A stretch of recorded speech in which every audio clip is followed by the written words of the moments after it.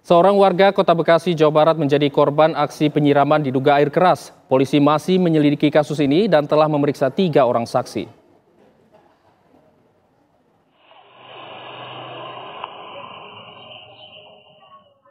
Inilah rekaman CCTV aksi penyiraman air keras yang terjadi di perumahan Pejuang Pratama, Medan Satria, Kota Bekasi, Jawa Barat pada Sabtu lalu.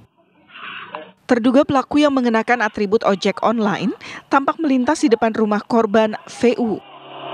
Saat itu korban yang berjaket coklat mengendarai sepeda motor hendak berangkat kerja. Saat korban melintas, pelaku kemudian terlihat menyiramkan sesuatu yang diduga air keras ke arah korban. Korban lantas mengejar pelaku, namun pelaku berhasil kabur. Menurut adik korban, kakaknya menderita luka bakar di bagian wajah, leher, hingga paha, dan masih dirawat di RSCM Jakarta. Udah ngubungin orang polisi.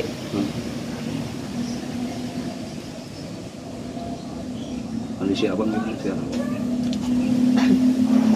Kondisi dia sekarang di bagian dia ini melepuh.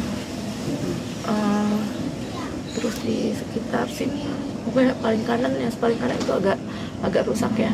Terus di sebelah sini, kemudian di paha sama kena sedikit alat vitalnya. Gitu. Untuk bagian matanya sebelah kanan ini kita masih nunggu hasil dari lab rumah sakit.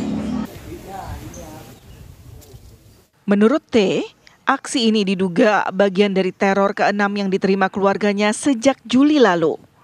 Mulai dari perusakan hingga pelemparan bom Molotov terhadap mobil korban. Untuk pastinya kita masih lakukan penyelidikan ya, jadi kita belum bisa menyimpulkan untuk pastinya itu motifnya apa belum tahu. Jadi kita hanya ya kita ketahui kejadian diduga disiram air keras. 3 saksi itu dari salah satunya adik si korban, kemudian dari warga dari Karang Taruna sekitar situ. Karena TKP kejadian itu di pos RW 6 Kelurahan Pejuang ya. Keluarga berharap pelaku segera ditangkap karena aksi teror tersebut mengancam keselamatan keluarganya. Dari Bekasi, Jawa Barat, Kurnia Dwi Hapsari, TV One mengabarkan. Seorang warga Kota Bekasi, Jawa Barat menjadi korban aksi penyiraman diduga air keras dan kini tengah menjalani perawatan di RSCM. Untuk mengetahui kronologis peristiwa ini, sudah bersama kami Mawar yang bukan nama sebenarnya selaku adik korban. Kami juga sebelumnya sudah berusaha mengundang pihak kepolisian yang menangani kasus ini namun hingga kini belum mendapatkan respon. Selamat pagi, Ibu Mawar. Pagi, Pak. Ya, Ibu Mawar, kami turut menyesal dengan peristiwa yang menimpa dari kakak Anda. Namun sejauh ini bagaimana kondisi dari korban? Kondisi korban saat ini masih dalam perawatan dari pihak RSCM-nya. Terus kita juga masih menunggu hasil lab dari pihak rumah sakit terkait mata abang saya. Itu dibutuhkan operasi atau tidaknya itu. Tapi sejauh ini korban sadarkan diri, Mbak Mawar? Sejauh ini korban masih sadar ya.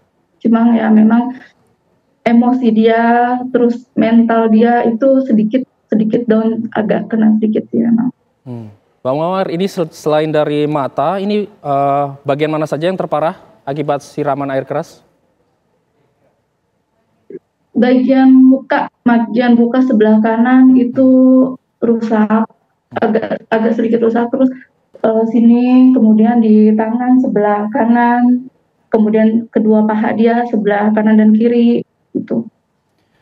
Sebelumnya ini mohon maaf, Mbak Mawar, ini untuk mata kanan dari korban masih bisa melihat sejauh ini? Kalau saya tanya sama korban, dia bilang melihat. Masih bisa melihat. Mbak Mawar, untuk kronologis mungkin Anda bisa ceritakan pada kami kronologis kejadian seperti apa? Waktu itu kejadiannya abang saya mau pergi berangkat kerja seperti biasa. Ya, Kemudian dia biasa memang menggunakan kendaraan motor karena kan mobil dia kan sudah rusak ya. Terus memang jalur yang utama memang menuju ke kantor dia itu hanya jalur itu saja. Dan dari lihat dari CCTV kami, memang pelaku sudah mengintai rumah kami sekitar dari jam 6. Dari jam 6 pagi. Nah, saat itu posisi abang saya sudah nyampe di kantor sekretariat RT 6 di belakang. Kemudian saya memang posisi sedang mau mengantar anak saya pergi ke sekolah. Terus saya dengar suara motor kenceng ngebut-but ya kan. Terus saya udah feeling saya waktu itu, wah maling nih kata saya gitu kan.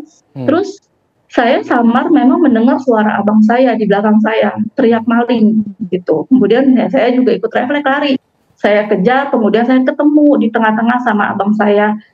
Itu posisi saya sudah melihat baju abang saya, jaket abang saya itu ada bercak bekas minyak. Terus saya udah lain, pikiran saya udah lain, ini bukan maling menurut saya waktu itu. Saya berusaha kejar abang saya sampai ke gerbang perumahan kami. Sampai di situ saya ada keramaian. Saya pikir mereka sudah ketangkap ya pelakunya ya. Terus saya tanya sama mereka, kemana abang saya?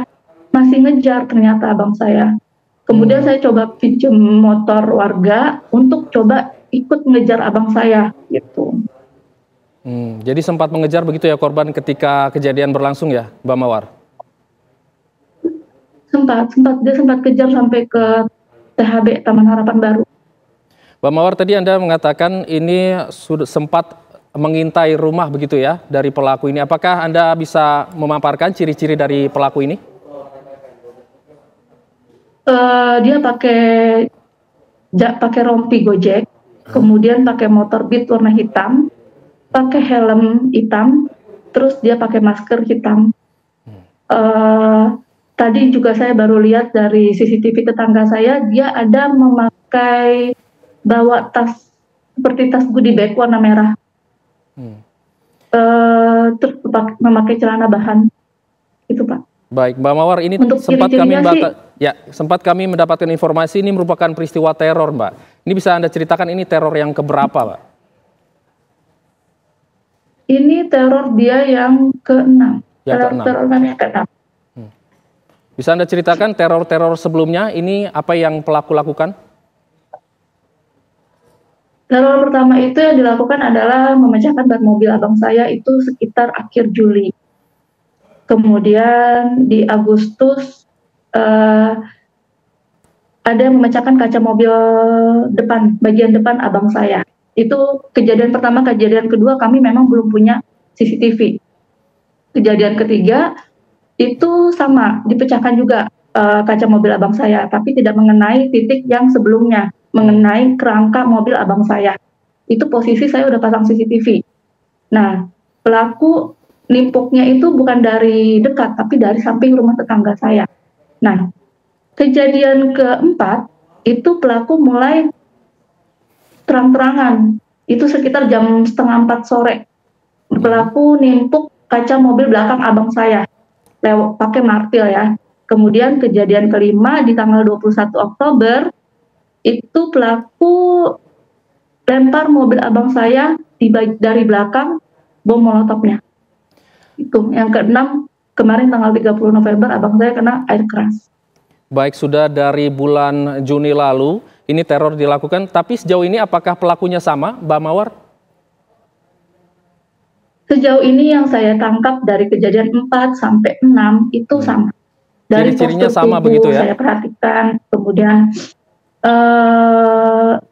dari postur tubuh saya perhatiin ya, kemudian dari cara pakaiannya itu terlihatnya kayak orang yang sama sih, bapak-bapak. Tapi sejauh ini hanya satu orang diduga pelakunya atau lebih dari satu, Mbak Mawar? Sejauh ini sih saya melihatnya cuma satu, Pak. Tapi sempat ini nggak, dari pihak keluarga ada yang mengenal nggak dari ciri-ciri fisik tersebut? Kita sih nggak ada, Pak, nggak ada yang mengenal. Tapi nggak tahu ya, abang saya kan kemarin kan saat dilakukan penyiraman itu kan di depan mata dia sendiri ya Pak ya. Memang saya belum sempat nanya apa dia sempat ngelihat mukanya atau enggak itu. Mbak Mawar, sejauh ini apakah sudah melakukan pelaporan ke pihak kepolisian dan apakah sudah ada respon dari polisi? Saya udah melakukan laporan itu udah 3 kali Pak. Satu kasus saat mobil dipecahkan, itu abang saya laporan ke Polsek. Nah, laporan Polsek ini ada di dalam mobil saat itu. Nah, saat dilakukan bom molotov, jadi laporan Polsek saya ini ikut kebakar. Yang kedua, abang saya laporan ke Polres. Itu pas laporan ke Polres itu surat laporannya ada di abang saya. Cuma saya belum ada tanya di mana posisi laporannya ya. Yang ketiga, saya melakukan pelaporan itu di Polsek. Tapi sejauh ini apa respon dari pihak polisi, Mbak Mawar? Responnya sih terakhir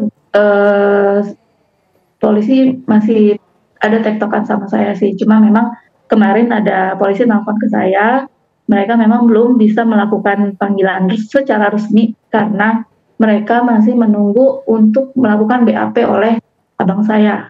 Gitu. Baik, terima kasih Mbak Mawar atas waktunya bersama kami. Sekali lagi kami turut prihatin dengan kondisi yang terjadi atas kejadian ini.